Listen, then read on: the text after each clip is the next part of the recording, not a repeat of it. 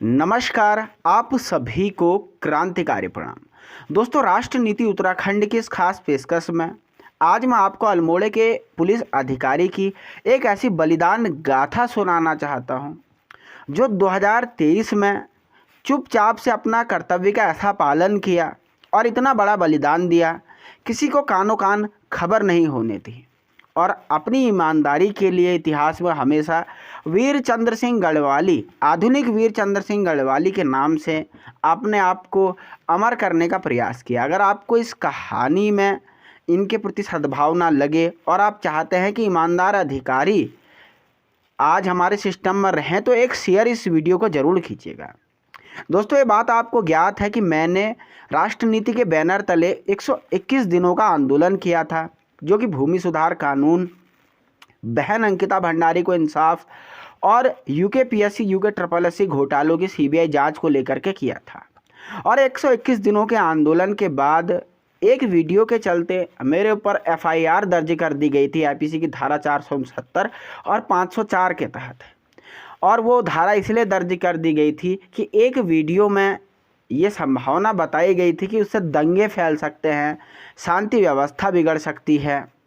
हालांकि उस वीडियो के बाद जो है मुझे वहाँ से आंदोलन हट करके अपनी जमानत के लिए बाहर जाना पड़ा था। और उसी बीच प्रदेश के माननीय मुख्यमंत्री पुष्कर सिंह धामी जी से मेरी मुलाकात हुई, जिस मुलाकात के बाद भूमि जो सुधार है उस पर एक समिति की बात उन्होंने कही और जल्दी भूमि सुधार लाने का आश्वासन दिया। अंकिता भंडारी केस का वकील बदला।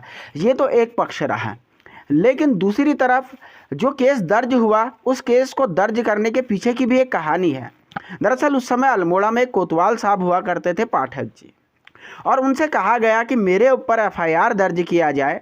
लेकिन पाठक जी ने अपनी अंतरात्मा की आवाज़ को देखते हुए कह दिया था उच्च अधिकारियों को कि इन्होंने जो वीडियो बनाया है, ऐसे इंटरनेट में हज़ारों वीडियो मौजूद हैं जो तथ्यतः कहीं ना कहीं केस नहीं बनता है, कोई FIR का मुद्दा ही नहीं है, तो भले ही जो जिसे करना है मैं FIR नहीं करूंगा, क्योंकि अंकिता भंडारी जैसी बेटी मेरी भी हो सकती है। कल को अगर उसके साथ अन्याय होगा तो मैं क्या करूंगा, क्योंकि कल की डेट में हमारे बच्चे भी सरकारी नौकरी की तैयारी करेंगे। अगर उसके भी पेपर लीक हुए तो हम तो 20, 30, 50 लाख रुपए दे नहीं सकते। हमारे साथ क्या होगा? इन बातों का विचार किया और अपने इस्तीफे की तक पेशकश कर डाली। हालांकि फिर सूत्र बताते हैं कि दबाव के बाद उनका ट्रांसफ़र कर दिया गया और कहीं ना कहीं तमाम तौर तरीके की चीज़ें हुई। तो आज मैं राज्य की सरकार से अपील करना चाहता हूं कि उन ईमानदार कर्तव्यनिष्ठ अधिकारी जिन्होंने वीर चंद्र सिंह गढ़वाली की तरह बहन अंकिता भंडारी के इंसाफ के लिए, भूमि सुधार कानून के लिए बिना पब्लिसिटी लिए हुए